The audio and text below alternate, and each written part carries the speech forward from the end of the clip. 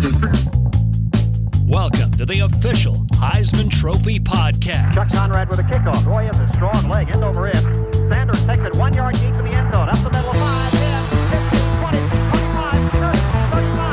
He's at the 40, he's at 45, 50, 45, 40, 31, 30, 45, 40, 50, 10, 5, touchdown. Just like last year, a clean start.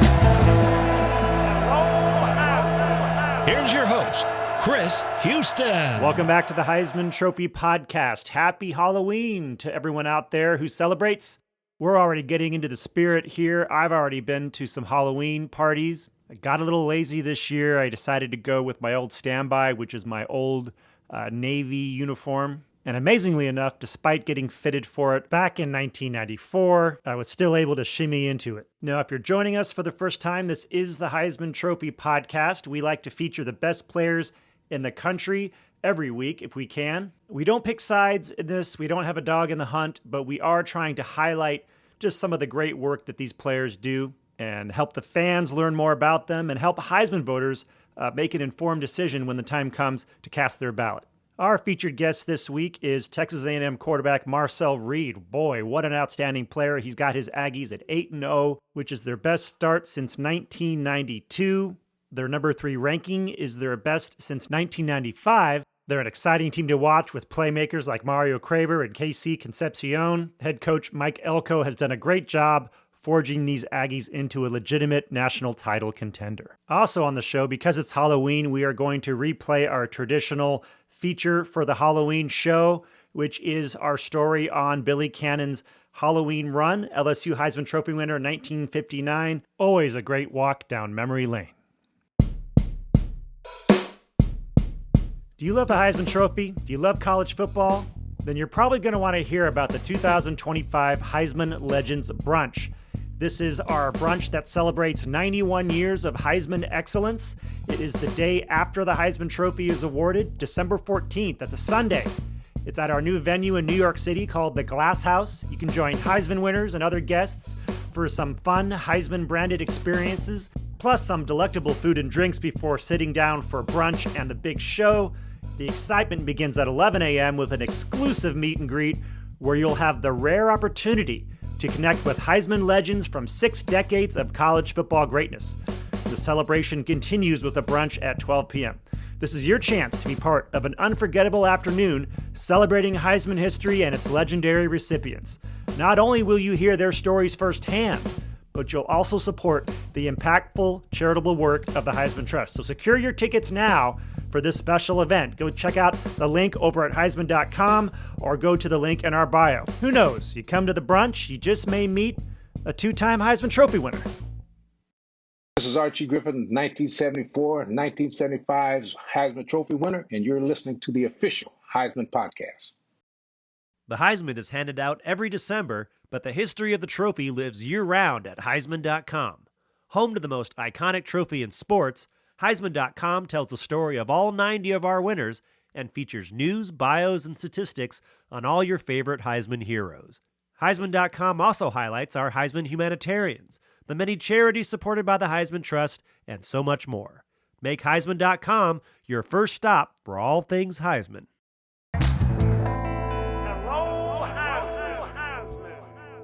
Marcel Reed, quarterback for the number 3 Texas A&M Aggies, is one of the best players in all of college football.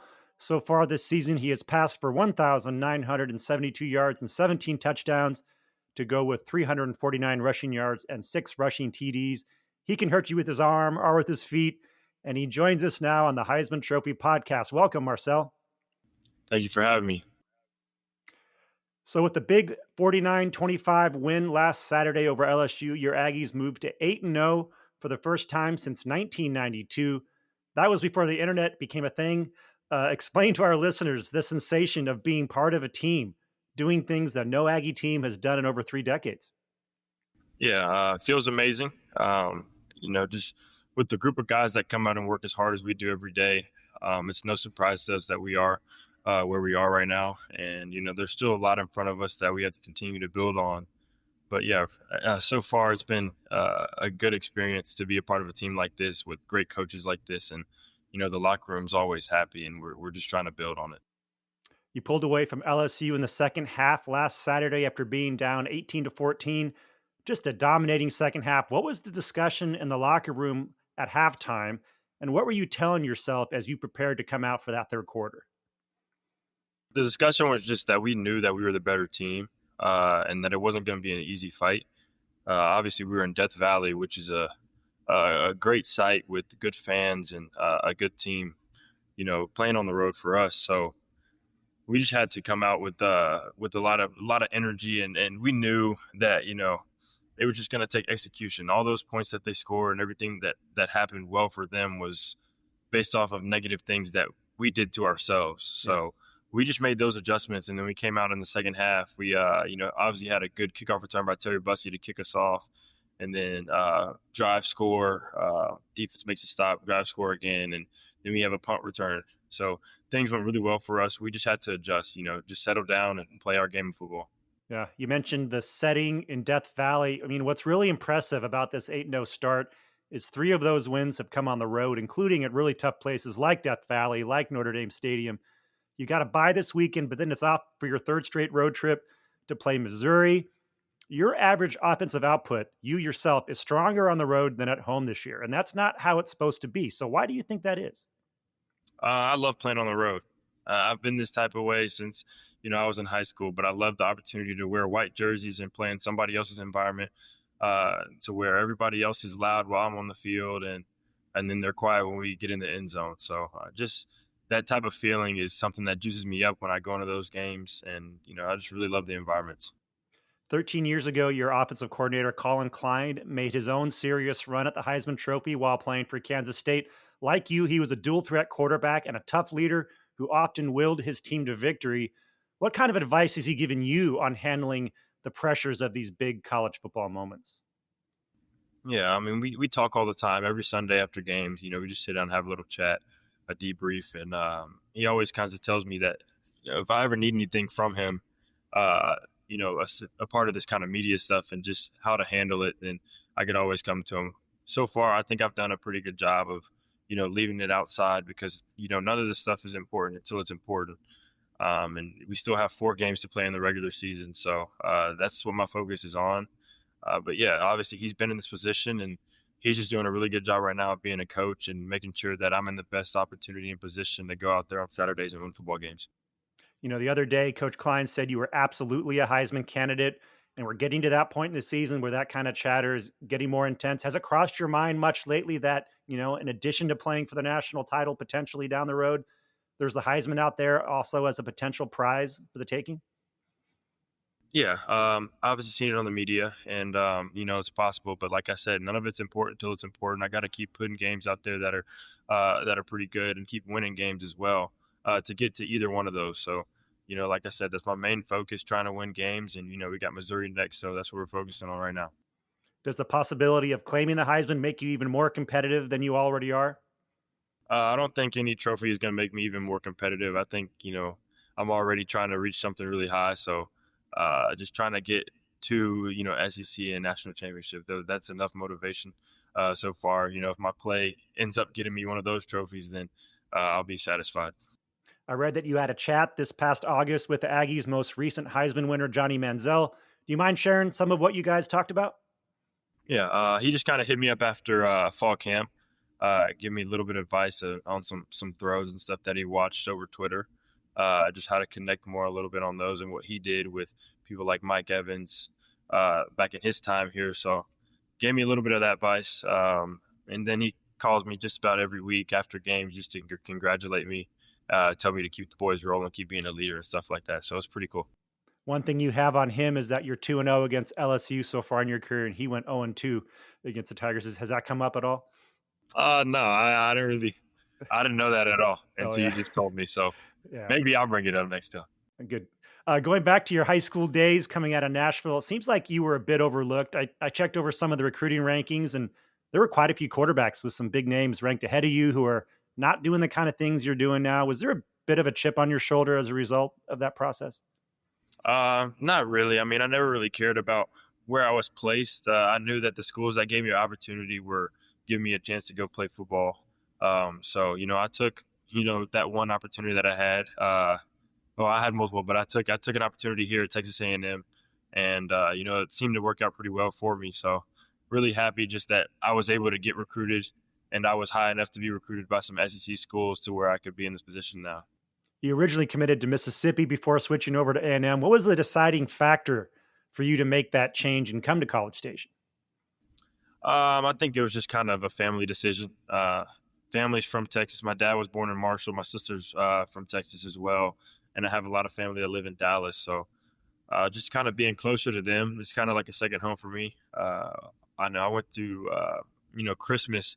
I did Christmas in Texas all my life, aside from when I had to play basketball tournaments from high school. But up until then, I did Christmas in Texas all my life. So like I said, this is just a second home for me. I felt comfortable here with the staff and how they welcome me, and then just the class of 23 recruiting class that we had here as I think something special. You see a lot of people like Torian York, Ruben Owens, and Dalton Brooks that were all in that class, and we kind of just bonded that first visit we all had together. And I think just about 90% of the people that were on that visit committed here. So we've been brothers since.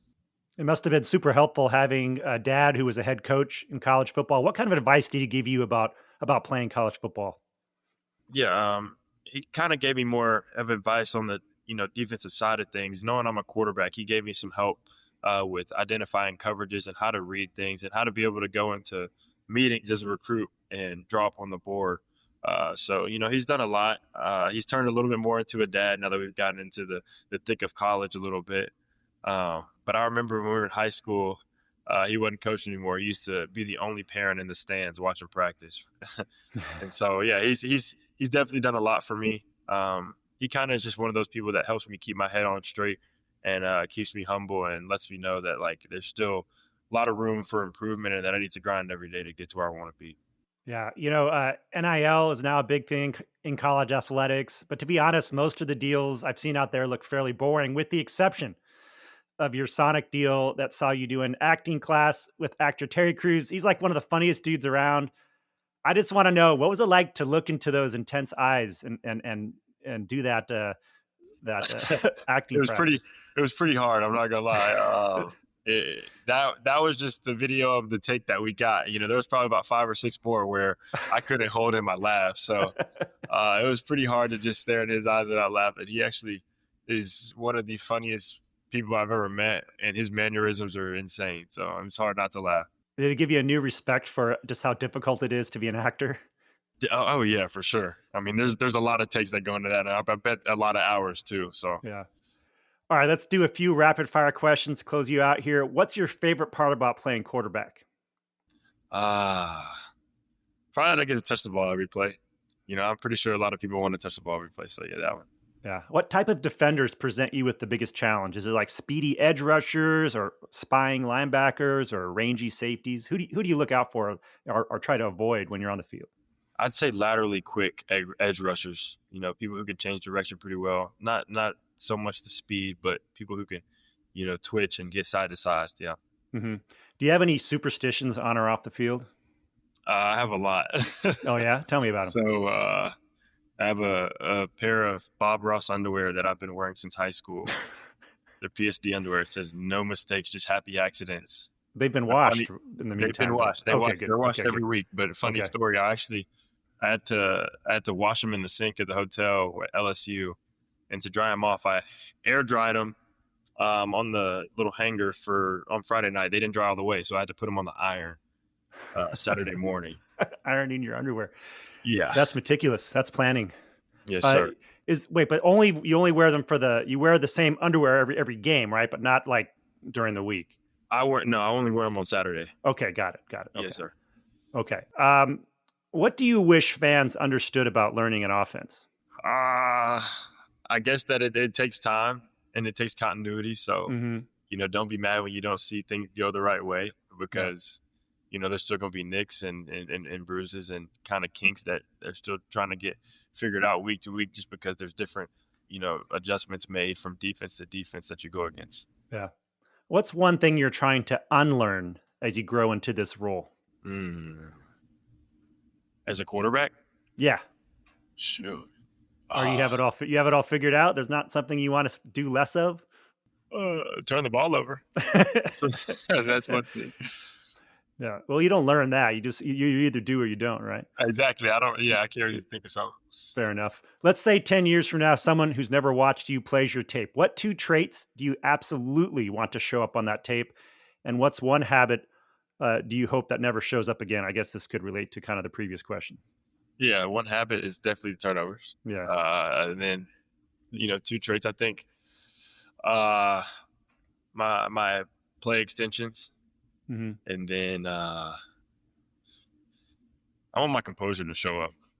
Right. I want them to see my composure. I think I'm pretty composed. You won some big games on the road, close ones too. What's a talent you have that few people know about? I know how to juggle. No way. I know how to juggle. You're the second quarterback that I've talked to on the show who said juggling, and the other one was Jaden Mayava of USC, who you played against in the bowl game. We should have a juggling contest. How many balls can you juggle?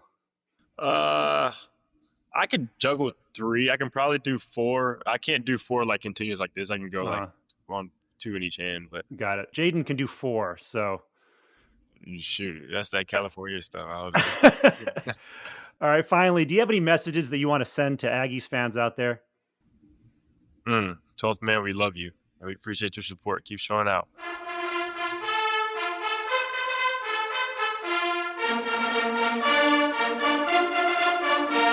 Well, Marcel Reed, quarterback for the Texas A&M Aggies, thanks for coming on the Heisman Trophy podcast. Good luck against Mizzou a couple Saturdays from now, and best of luck to your team the rest of the year.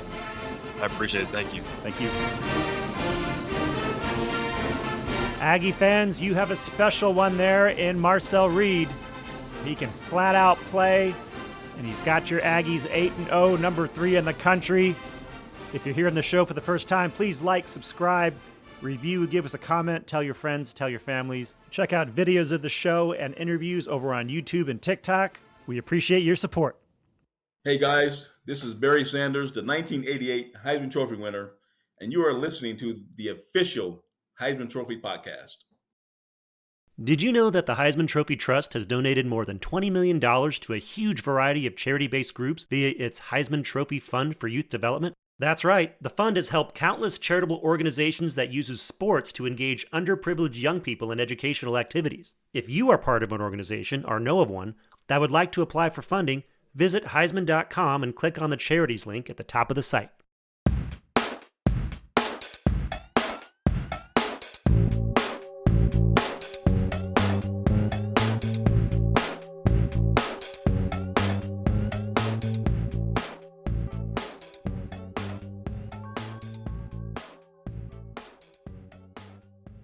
Now we're excited to share with you another Heisman Spotlight, featuring one of the most famous plays in the trophy's history. This is not only a famous moment in Heisman lore, it's one of the most famous moments for the entire state of Louisiana. We're talking a play that has achieved full-on mythological status. If you haven't guessed yet, we're referring to the Halloween Run, 1959 Heisman winner and LSU great Billy Cannon's earth-shattering 89-yard fourth-quarter punt return for a touchdown that gave the number 1 Tigers a 7-3 win over number 3 Mississippi on Halloween night in 1959.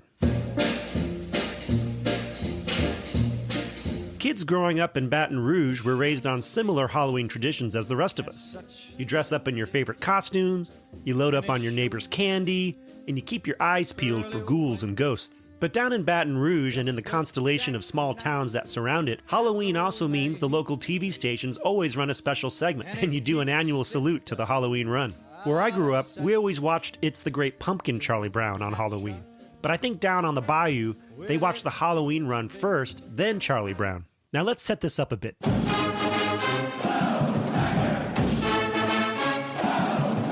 LSU under coach Paul Dietzel was on a bit of a heater, having won its first national title in 1958 with a perfect 11-0 season, capped with a Sugar Bowl win over Clemson that marked just the second time in the decade that the Tigers had won more than 5 games.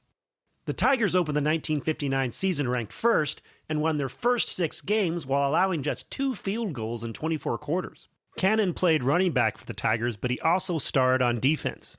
LSU entered the Magnolia Bowl, that's the rivalry game with Ole Miss that dates back to 1894, riding an 18-game winning streak. Dan Bournet is the school's decades-long public address announcer for Tigers football and basketball. He grew up in nearby Thibodaux, Louisiana, about an hour south of Baton Rouge, and he knows the rivalry between LSU and Ole Miss quite well. You have to put the LSU-Ole Miss rivalry into perspective here.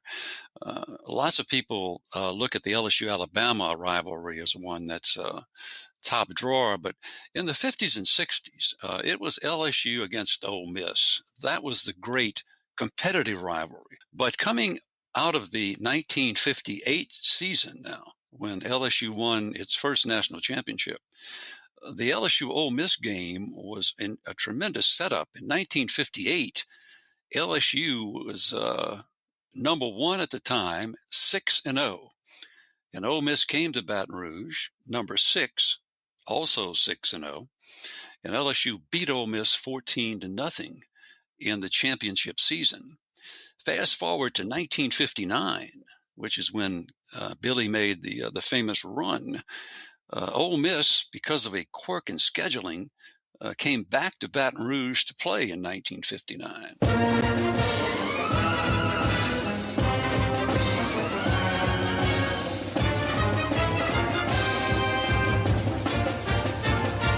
As for the Rebels, well, they were smack in the middle of the greatest stretch of football in program history.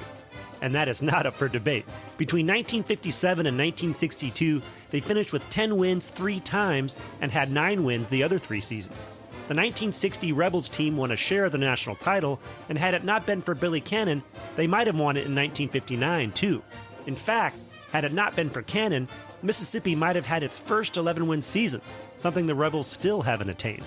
And while LSU entered the game with a stout defense that had given up just 6 points, well, Ole Miss had only allowed 7. Now meet Smiley Anders. Like Dan Bournet, he grew up knee-deep in the LSU-Ole Miss rivalry. He and Cannon went to local Estruma High, and though they weren't in the same class, he remembers Cannon as a youth. He was just kind of a playful kind of guy.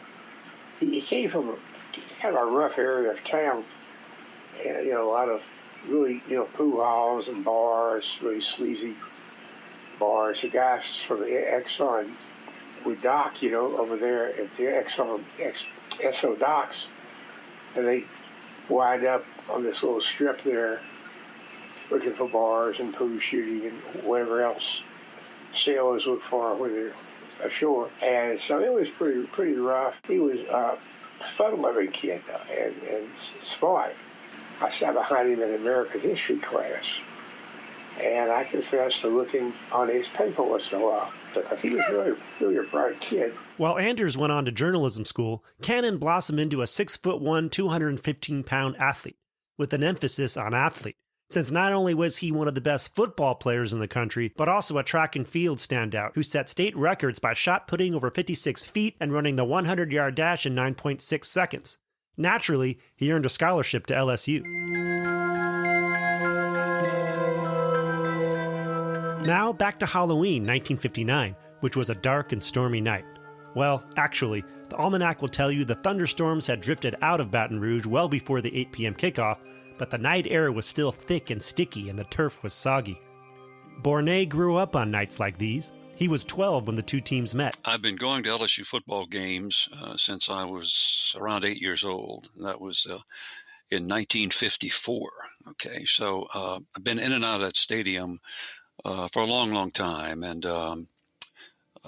sat in it when the games were at 8 o'clock, when the lights weren't quite as bright as they are now in the stadium because there was no TV telecast at that time, and when the fog would kind of drift in over the stadium about the start of the third quarter, and it had this ethereal effect. It was like you're in a different world.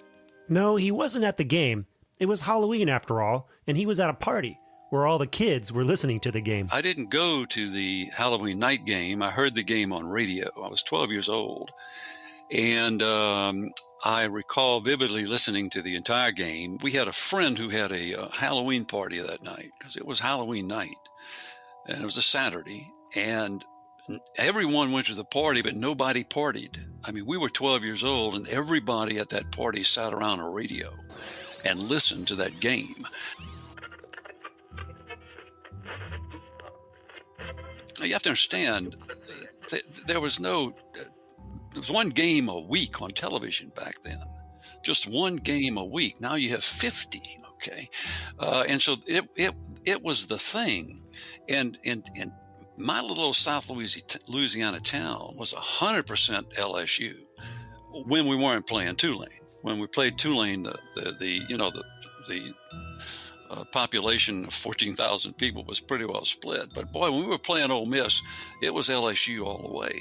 And we listened to that game, and it was as if we were in a trance, because all of us were sort of placing ourselves in that stadium. That stadium sat 68,000 people, okay? And having gone to that stadium so many years before and sitting in it, you could just feel yourself in it. The recorded crowd that night, on homecoming no less, was 67,327. And for most of the night, they watched a defensive struggle with far more punts than points. Initially, Cannon looked more likely to be the GOAT than the hero. He fumbled twice in the first quarter, the second of which led to a short Rebel field goal for a 3-0 lead, a 3-point lead that looked like it may hold up. LSU wound up fumbling 3 times in the first half and could barely move the ball, but entered the third quarter still down just a field goal. A Cannon interception early in the third quarter gave the Tigers their best field position of the night, but field goal kicker Wendell Harris missed a 37-yard try. LSU spent much of the third quarter in Mississippi territory, but one drive ended on a failed fourth down run, and another was stopped on a fake punt. The Rebels, under their longtime coach John Vaught, used their punter Jake Gibbs, who doubled as their quarterback, as a weapon, often punting on first down just to flip the field and pin LSU deep. It worked early in the game, and they stuck to the playbook into the fourth quarter. Cannon returned an early fourth quarter punt 20 yards, but the subsequent drive stalled. But when the Tigers sacked Gibbs for a 10-yard loss that landed him back in Ole Miss territory, Vaught directed Gibbs to punt away. Dietzel instructed Cannon not to field it deep, certainly not if it was near the 10, but Cannon got a clean bounce at the 11-yard line and took off. Cue history. Here's the famous call by LSU play-by-play announcer J.C. Politz, who only announced Tiger football for 2 seasons. But hey, timing is everything. It's a pass from center. He boots it and gets another nice kick away going way downfield. Billy Cannon watches it bounce. He takes it on his own 11. He comes back upfield to the 15, stumbles momentarily. He's at the 20, running hard at the 25, gets away from one man to 30. Still runs to 25, at the 35 to 25. He's down to 50. He's in the clip. 45 to 20. In the 10 to 5. He scores! Billy Cannon raced some 89 yards for a touchdown. Listen to the cheer for Billy Cannon as he comes off the field. Great All-American. As a journalism student at the time, Smiley Anders was working the game as a spotter, making $25 to help photographers with their work. He was on the field in the fourth quarter, but on the opposite side of where Cannon fielded the punt. He didn't see it well at first. And then he started running, and I didn't see, and it was just the damnedest thing I've ever seen. I've never seen it. And Ole Miss had a hell of a team. They were really good. But these guys were hitting him. It's like hitting a brick wall. They were literally just bouncing off of him. He was just determined, by God, he was going to make the goal line. And he was a fast son of a... He was bow-legged. In all, 8 Rebel players got their hands or other body parts on Cannon, but none could slow him down as he raced down the right side of the field into the end zone for the go-ahead score. As you heard from Politz's call, it sent the crowd into a frenzy. The film of it is fun because running along the sidelines with him is a referee. And you have to figure that referee was probably doing about a 4.340, Cannon was he was an SEC champion sprinter, as well as a field guy. So he was a champion both track and field and football. Rebels All-American Marvin Terrell was on the field that play and described his memories of it in a 2018 interview.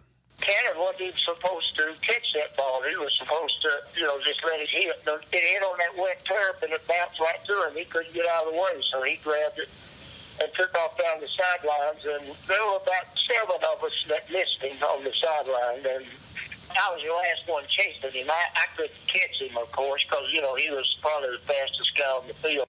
In an interview that Gibbs gave a number of years ago, the Rebels quarterback and punter thought Cannon would fair catch the punt. They had a rule that do not field the ball within the 15-yard line. And when the ball hit on the 11, he was on the sidelines hollering, no, no, no. Then when Cannon broke one tackle, broke two tackles, broke 3 or 4 tackles, he was saying, go, go, go. Cannon's punt return had all the trappings of a game winner, but there was still some 10 minutes to go in the game, and suddenly, Ole Miss found a way to move the ball. So everybody was, of course, went crazy. But then we started biting our nails because into the fourth quarter, Ole Miss started driving. On the Rebels' final drive, they converted 5 first downs and reached the 7-yard line of LSU with about 90 seconds to play. 3 runs netted 5 yards, leaving a 4th and goal from the 2. On 4th down, Ole Miss backup quarterback Doug Elmore tested the left side of the line, but was first met by Warren Rabb, and as he tried to squirt free, Cannon came up to finish off the tackle and the game. Later in his life, Cannon was asked about that final defensive stop. Well, back then we would get into a gap 8, and then I would move up, be the middle linebacker. Now we had the best linebacker in football playing defensive tackle. Now he held the line 3 times. I batted him back. It was great. But I said, they ain't coming over here the 4th time. And as soon as I saw Charlie didn't have the ball, I'm in hot pursuit, and Warren comes up and makes great contact. We were together last night, TJ Ribs.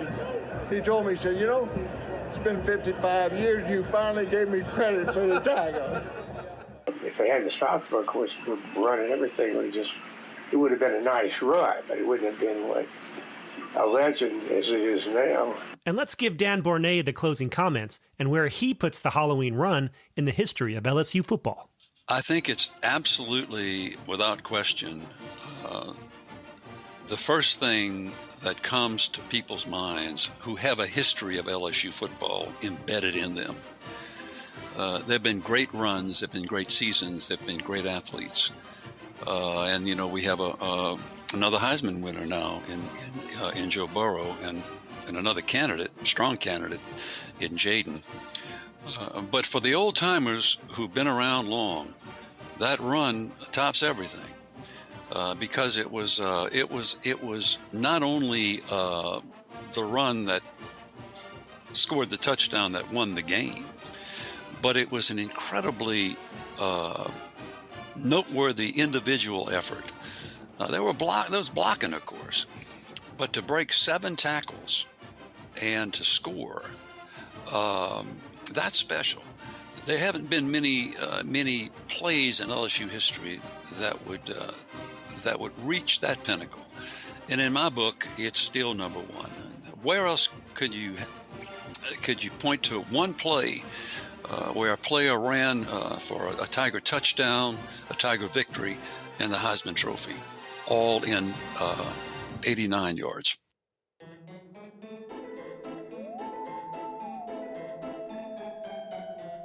Hope you enjoyed this week's episode. Thanks to Kat Kastner and Tyler Pounds of Texas A&M's Communications Department for setting things up for Marcel Reed. Next week, come back, we've got Navy quarterback Blake Horvath back on the show for the 2nd straight season. The midshipmen are rolling. And keep an eye out for our bonus episode this week, coming out on Thursday, October 30th, featuring USC wide receiver Makai Lemon, a prime Biletnikoff candidate. See you next week. The Heisman Trophy podcast streams every Wednesday during the college football season and is hosted, produced, edited, and engineered by Chris Houston. The pod is available on all streaming networks, including Spotify and Apple Music, and features video interviews and bonus content on YouTube and TikTok. We also have a Reddit community. Special shout out to Isaac Lowenkron, and big thanks to Rob Whalen, Tim Henning, and the Heisman Trust for their support. Reach out to us via email at pod@heisman.com for feedback and commentary.